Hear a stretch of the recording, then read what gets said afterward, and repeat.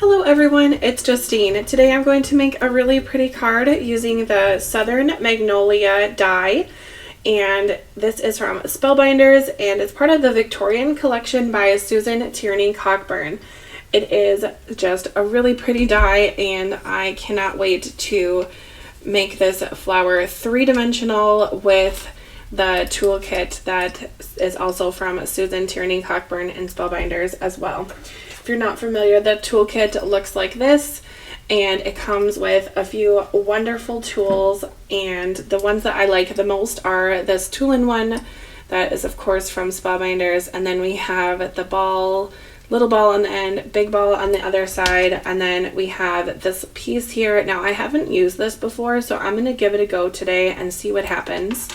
And then I also really like this reverse tweezers, which is just, if you know me, I love reverse tweezers. Anywho, let's just talk about what you will need to do to get the die all ready to make a card. So I love that she puts on here, well, she and Spellbinders put on here the number of how many pieces you will need right on the die. So you're going to need 2 big ones, 1 little one, 2 to 3 big leaves, 2 to 3 small leaves, 6 of the spiky flower, and then 1 of the, I don't know what to call this one. I guess the standing worms, we'll call that. I have no idea. Anyway, it makes a beautiful magnolia flower. So let's go ahead and jump in. Oh, also the card background you can see here is embossed. This was the embossing folder for March. This is the regular one, and I think it's called Calla Lily. It's just really pretty and subtle. So there's that. And then this stamp set is from Stampendous, which is sold on the Spellbinders website. So let me grab the name of that really quickly, and then we'll be all good to go. That one is, I should know it by now because I've used it so many darn times, Brushed Messages Perfectly Clear stamp set. So it is just a really great stamp set, and I love the sentiments on it. I find them very helpful, and I think this anniversary blessings is just like perfect for an anniversary card. It's large and it packs a punch. Anywho, let's just go ahead right into the die cut. I have my foam pad all ready to go, and I'm just going to start from the bottom up. So let's start with the big one. Now, flowers, I typically use the big ball in the center and just kind of make circular motions at the base of the petals like so. Then I will flip the petals over completely and just kind of make a V motion on the edge of the petals to turn them under, like that. And then I will do it to all 3. Now I die cut out this whole flower with white cardstock, and that gives me just the ability to color the flower with however I want, with whatever I want with colors. I like to use Copic markers with this paper. Oh, by the way, the paper I'm using is the Hammermill 80 pound, and I just find that it works really well for these flowers. It does hold its shape nicely. There's the bottom, and I'll do the same thing to this one. Oh wait, I wanted to use this guy. So I'm just gonna pop out the small piece here and see if I can make some lines on my flower petal with this. Okay, this is an interesting little part. I guess this really does help kind of stretch and round out the paper in a different way than the ball does. It's almost like a flat way, and it definitely leaves lines on the card. So on the cardstock. So if you're looking for something to add like a vein look, that might be an interesting part. Maybe to kind of go with the marker there. I'm not sure about that piece yet. I don't think I'll be using that on the other part. I think I'm just going to stick with the large ball, but who knows, maybe with a different flower. Anyway, if you are not familiar with this collection, the Victorian, She released a whole bunch of flowers, and I grabbed the lavender mason jar and the southern magnolia, and then also the one I think it's called the Camilla flower, and I'm hopefully going to be making cards with all three since they are really pretty. I had a chance to work with all three dies already, and it's just really nice. One thing that I haven't tried from Susan Tierney Cockburn's garden collection is the embossing balls or embossing powder. It kind of works on the flower center to again make it look really realistic, and I definitely want to try that one day, but I haven't gotten around to ordering that yet, so I will soon. Or I will just forget and think about it the next time I go to make flowers, but you know, such is life.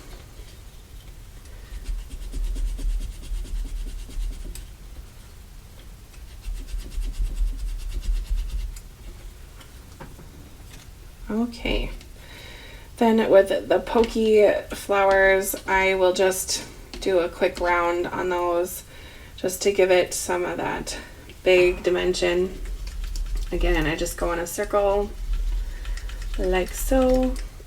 Oh, another thing that I really wanted to try from her collection as well on Spellbinders was she has this little set. I guess it kind of reminds me of like an egg carton holder, but more advanced and stylish looking. But it holds the flower in place when you are making a flower. So I definitely want to go ahead and pick that one up as well.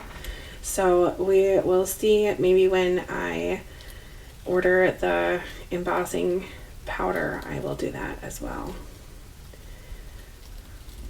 How fun is that? It just is so neat and easy to make three-dimensional pieces with these tools. It really gives it a lot of life. Okie dokie.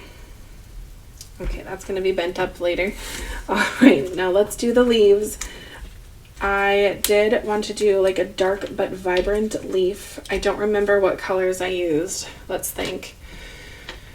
Oh, okay, looking at my Copics, if I had to guess, I used YG17, G07, G99, and G14.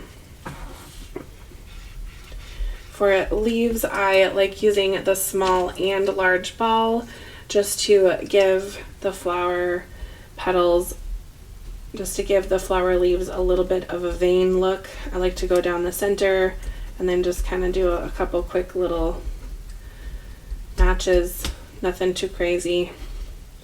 A lot of this will be under the flower anyway, but it still is good to have dimension throughout the whole flower piece. And then I'm going to take the big ball part and round it out. Oops, I almost ripped through right through that leaf, but you know, nature is not perfect, so my leaf can have a little tear in it. That's even more realistic. Oh.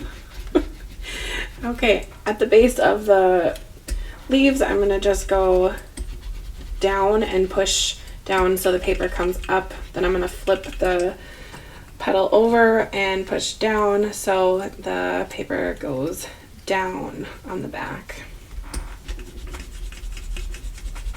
Like so. Wonderful. This is the best part, assembling the flower. Now I am going to assemble the flower off of the card just in case something crazy happens. I don't know what that might be, but I do like to do that. So to work on this piece, I'm going to use a plastic wrapper that I have from some other die cut or who knows what that is going to work. So if the glue sticks on it, I can pick it up without having it stuck to my mat here. I'm going to start with the big flower petals first, put a little glue, and then I'm going to offset the next layer so it has no gaps. Then I'll take the next small piece and put that in the center as well. off-centering it again. I did color some yellow on these pieces. I used these Copic colors Y00, Y02, and Y11. I think their color names are kind of funny sometimes. I think canary yellow is just adorable. I think of a little canary bird. Anyway, okay, now to put the spiky flower parts down. This really is going to give the flower a ton of dimension and life. So I'm just layering these on and just making sure that they're not lined up perfectly, because that really kind of defeats the purpose of the dimension. Wow, that's already just 3 pieces, and look how much dimension that has. Okay, number 4, number 5,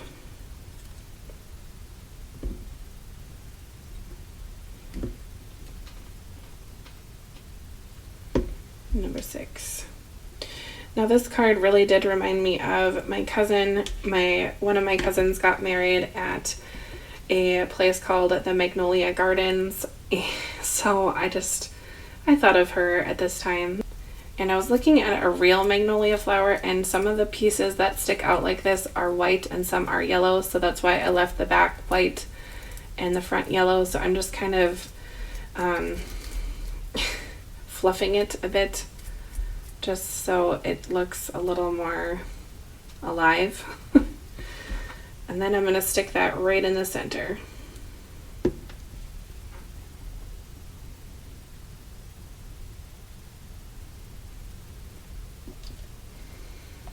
This is definitely a card that does not need an envelope with all of its dimension. Now, I just quickly looked at magnolia flowers one more time online as this was drying, and it does look like there is some green that goes by the center of this flower. So I'm just going to grab this yellow-green Copic marker. This one is YG11, and I'm just going to add just a little green to some of these white parts on the top here. Not a lot, just a little bit. Probably go in with my yellow marker again too, just because that's my personality. Let's grab that canary yellow again. And I'm glad that I did put this on plastic, because you can see there it did stick just a little bit. So we'll just leave that there for a minute. I'll put on my stamped sentiment and we'll attach the flower.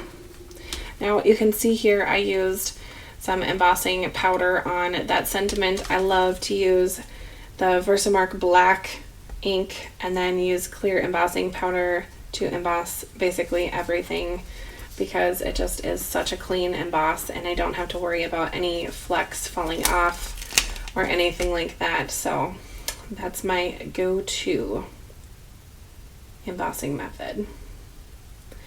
Okie dokie. Now let's put the flower on. I'm going to just gently flip it upside down, and then I will slide the leaves under the flower as needed. Oops, I'm going to move this sentiment up. Ay, ay, ay.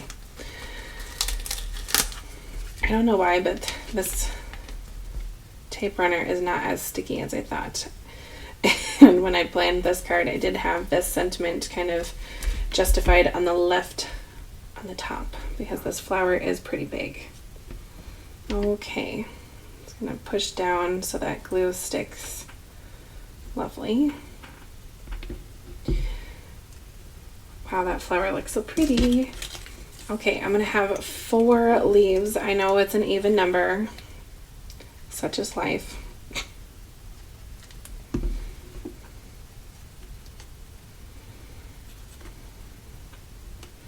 Right about there. Then we'll do a little one next to it. This is definitely a hand deliver kind of card with all of this dimension. I would be so sad if the post office smushed it. All right, there's a look at my finished card. It has so much dimension, You can see on the side profile. Wow, that is standing up. So it's about an inch tall, I would say. So it's a 4.5. It's a 4.25 by 5.5 by an inch for the dimensions. But wow, I think this is the most dimension I've ever had on a card, and I love it. It's really pretty. Anyway, I hope you've enjoyed this video. If you have, go ahead and hit the like button and leave me a comment to let me know how your March is going. I hope you have a wonderful rest of your day, and I hope you get to craft soon, maybe even with this die. We'll see you next time. Bye.